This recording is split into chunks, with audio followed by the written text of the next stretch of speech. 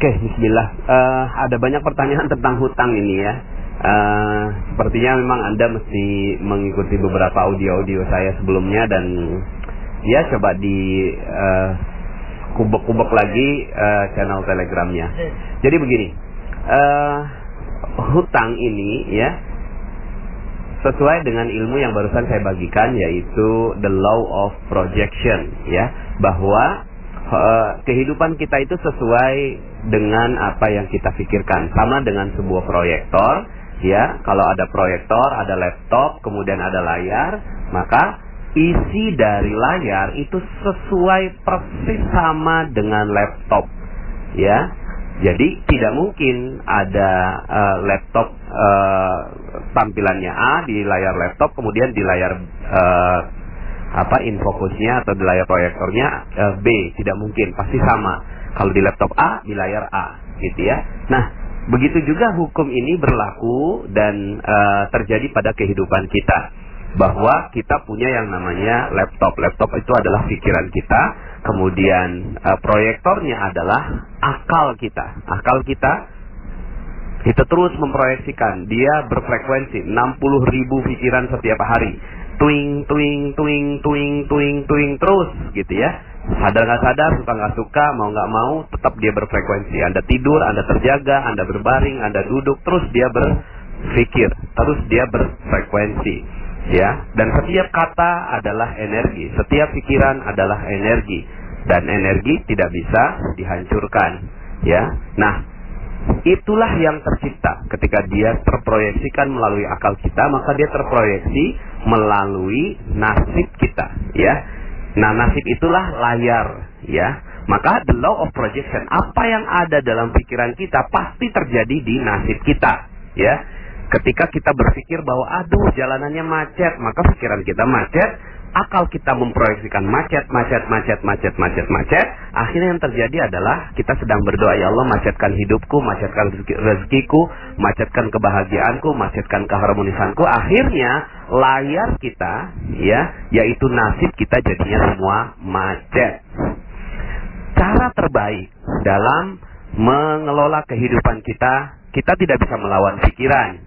Pikiran nggak bisa dilawan, dia selalu berpikir. Yang bisa kita lakukan untuk pikiran adalah membelokkan ya.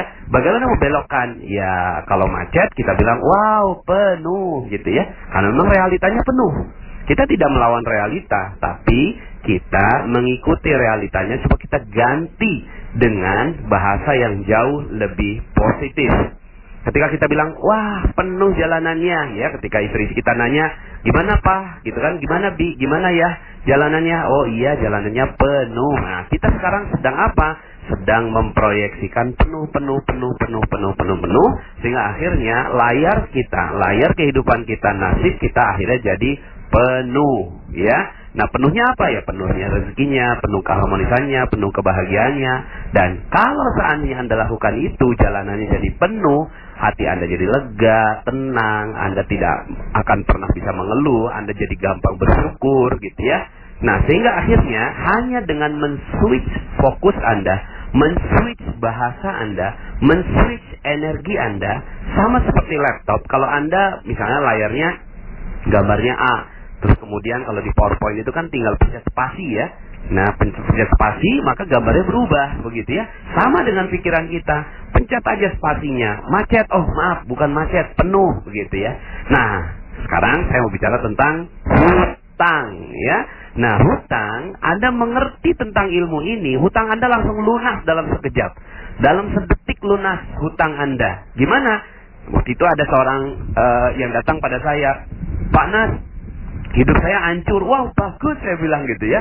Kok bagus Pak Nas? Ya hidup saya hancur nih. Ya udah, coba cerita. Iya Pak Nas, ya saya punya banyak hutang. Wow, keren saya bilang begitu ya.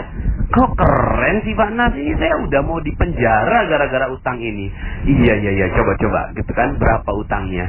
200 juta Ustaz. Wow, banyak banget. Saya bilang keren betul kamu ini gitu kan.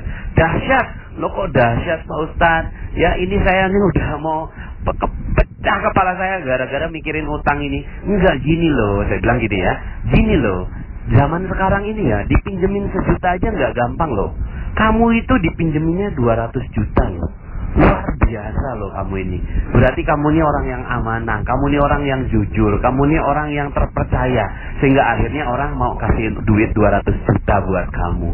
Sebenarnya tuh kamu gak punya utang. Kamu ini, yang kamu punya ini amanah. Maka ya, insya Allah jagalah amanah itu dengan baik. Ketemulah dengan orang yang berikan amanah, berbaik-baiklah dengan dia, insya Allah hidup kamu akan jadi jauh lebih tenang. Oh iya ya Pak Nas ya, saya nggak punya utang ya Pak Nas. Iya dong, kamu nggak punya utang. Terus yang saya punya amanah ya Pak Nas. Iya, kamu punya amanah. Amanah ini jaga dengan sekuat jiwa saya, jiwa kamu ya. Kemudian dia bilang gitu, oh iya siap Pak Nas, saya jadi jauh lebih positif. Iya. Langsung lunas utangnya. Langsung lunas pada saat itu menggunakan law of projection. Kenapa? Karena di pikirannya, di laptopnya itu dia utang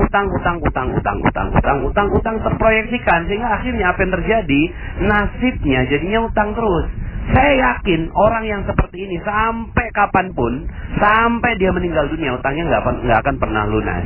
Tapi kalau dia switch menjadi amanah, maka amanah akan datang bertubi-tubi pada dirinya. Ya, amanah akan datang bertubi-tubi. Sekarang ini amanahnya 200 juta, mungkin itu untuk modal toko, ya. Lalu kemudian setelah itu amanah datang berupa konsumen yang loyal. Kemudian karyawan yang jujur, gitu kan, kemudian supplier yang baik hati meminjamkan barang dan seterusnya. Jadi amanah datang bertubi-tubi. Nah, sekarang pertanyaan saya, Anda yang masih punya utang, udah lunas belum utangnya sekarang? Dengerin ceramah saya. Kalau masih ada hutangnya, ya, maka Anda perlu pantengin lagi Telegram saya. Oke, ya. Sampai jumpa, mudah-mudahan ilmu di Telegram Magnet Rezeki bisa bermanfaat untuk kehidupan Anda. Assalamualaikum warahmatullahi wabarakatuh.